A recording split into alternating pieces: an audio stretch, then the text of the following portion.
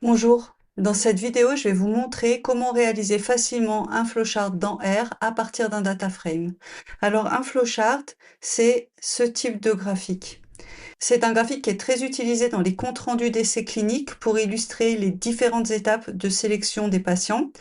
Mais en réalité, on peut utiliser les flowcharts dans n'importe quel contexte d'analyse de données pour illustrer les différents filtres qui sont appliqués et expliquer comment on passe d'un jeu de données initial à un jeu de données final.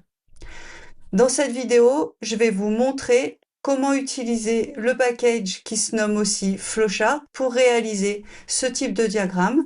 Et on va utiliser le jeu de données qui s'appelle SAFO, qui est intégré au package et qui va nous permettre de reproduire le diagramme que vous voyez à l'écran. Donc c'est un diagramme d'un essai de phase 3 qui a été publié. Vous pourrez retrouver la publication dans la description de la vidéo.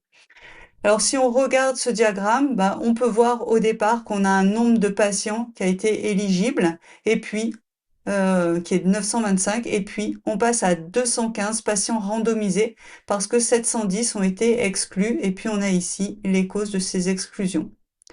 Ensuite, on a deux bras de traitement qui sont présents, et puis ensuite on a un filtre ici qui nous permet de passer du bras de traitement à la population en intention de traiter. Et on peut voir ici qu'il y a un patient qui a été exclu parce qu'il a retiré son consentement. Et puis ensuite, on a un autre filtre qui nous permet de passer de la population en intention de traiter à la population per protocole. Et on peut voir ici qu'on a 3 patients exclus dans un bras du traitement et 4 patients exclus dans l'autre bras de traitement. Si on regarde le jeu de données SAFO, donc qui correspond à cette étude, on peut voir qu'on a des variables qui correspondent à ces étapes. Donc on a par exemple une variable qui correspond aux critères d'inclusion, une variable qui correspond aux critères d'exclusion, vous voyez, avec des modalités oui/non. On a ici ensuite des variables qui correspondent aux différentes causes d'exclusion.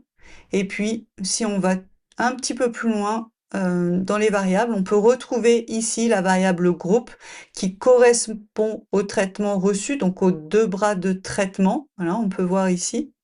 Et puis on a des données manquantes. Donc les données manquantes, ça correspond à des patients qui ne sont pas allés jusqu'à la randomisation.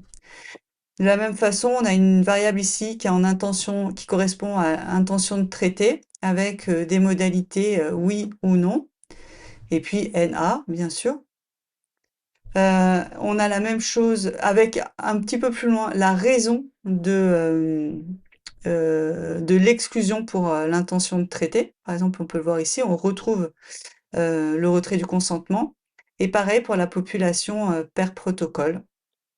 Donc avec oui, non. Et puis quand c'est non, ensuite il y a la deuxième variable qui donne les raisons. Comme je vous le disais, on va utiliser le package flowchart pour réaliser ce type de diagramme. Alors, la réalisation, elle est très simple avec ce package. Elle va se dérouler en 4 étapes. Tout d'abord, on doit convertir le data frame en objet FC pour pouvoir appliquer ensuite les différentes fonctions comme les filtres ou les splits. La deuxième, qui est la deuxième étape. Ensuite, la troisième étape, c'est dessiner le graphique. Et la quatrième étape, ça va être de l'exporter. Alors, le package, il comporte 8 fonctions principales. Alors, il y a la fonction asFC, donc qui convertit le data frame en objet flowchart. La fonction fcSplit qui permet de créer des branches selon les modalités d'une variable, donc qui va être en général le traitement. Il y a la fonction fcFilter qui permet donc d'ajouter un filtre et d'afficher automatiquement les sujets qui seront exclus, enfin des informations sur les exclusions. Ensuite, il y a une fonction fcMerge qui permet de fusionner horizontalement deux flowcharts. La fonction fcStack qui permet d'empiler verticalement deux flowcharts. La fonction fcModify qui va vous permettre de modifier les paramètres graphiques internes. La fonction fcDraw qui permet de dessiner. Et enfin, la fonction fcExport qui va nous permettre d'exporter notre résultat dans un format image. Toutes ces fonctions, elles s'enchaînent les unes avec les autres, avec le pipe, donc soit le pipe natif, soit le pipe de Tidyverse. Alors, je vais vous montrer comment on peut reproduire le diagramme que je vous ai montré. Donc, tout simplement, on va commencer par utiliser les données SAFO, puis les transformer grâce à la fonction asFC en objet FC. Et ensuite ici, vous voyez que j'ai rajouté une étiquette, donc ça sera l'étiquette de la boîte de départ. Ensuite, puisque j'ai mis le pipe, on a une option FC Filter. Et cette option FC Filter, si vous vous rappelez, donc on avait une première boîte, puis après on passait au nombre de patients qui étaient randomisés. Et donc pour faire ça, ce qu'on peut faire, c'est se dire qu'on souhaite garder tous les sujets qui n'ont pas de données manquantes dans la variable groupe, donc qui correspond au traitement randomisé. Ici, l'étiquette de la boîte, donc comme c'est la même que celle qu'il y a dans la publication. Ensuite, cet argument, il permet de dire que oui, on veut bien voir la boîte d'exclusion. Et puis cet argument-là, il nous permet de définir ce qui va être écrit dans la boîte d'exclusion. Et puis enfin, un pipe et fcdraw pour dessiner tout ça. Donc je vais vous montrer ce que ça peut donner. Voilà. Donc ici, on a notre première boîte avec automatiquement le nombre de patients qui a été écrit, la boîte d'exclusion ici avec le texte que j'ai indiqué. Et puis ici, donc, la boîte des sujets randomisés avec le label que j'avais indiqué, le nombre de patients et le pourcentage correspondant automatiquement. On peut alors passer à la deuxième étape, donc, qui est de faire les deux bras de traitement. Donc ça, c'est possible avec la fonction fcsplit qu'on va utiliser sur la variable groupe, donc qui est la variable des bras de traitement. Ici, on a deux modalités dans la variable groupe, donc c'est pour ça qu'on va avoir deux bras de traitement.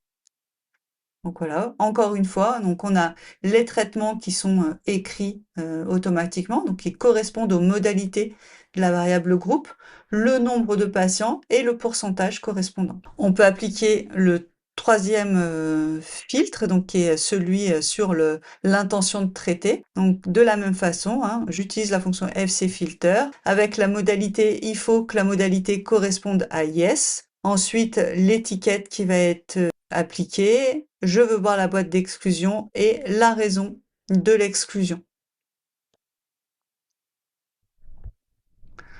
Donc voilà, ça correspond exactement à ce qu'on avait dans la publication. Donc encore une fois avec les nombres et les pourcentages correspondants. Et puis il y avait un dernier filtre qui montrait comment on passait de la population d'intention de traiter à la population per protocole. Donc les sujets qui appartiennent à la population per protocole, c'est les sujets dont la variable pp correspond à la modalité yes. Donc c'est ce qui est écrit dans fcFilter. Ensuite le label, comme d'habitude, on veut voir la boîte et on écrit dans la boîte ce qu'on souhaite. Voilà, et on obtient le diagramme dans son ensemble. Alors là, on le voit un petit peu, c'est un petit peu à l'étroit, mais c'est parce que mon écran n'est pas bien grand. Mais voilà, vous pourrez l'obtenir comme vous voulez. Et puis ensuite, ici, on a une dernière étape. Alors, cette étape, c'est avec la fonction fcExport qui va nous permettre d'exporter ce graphique. Donc, je vais le faire, je vais l'appliquer. Ici, je vais voir donc dans mon dossier export, voilà. Donc, ma figure qui a bien été réalisée. Donc voilà, vous voyez, c'est assez simple, c'est assez intuitif et ça marche pas mal, je trouve.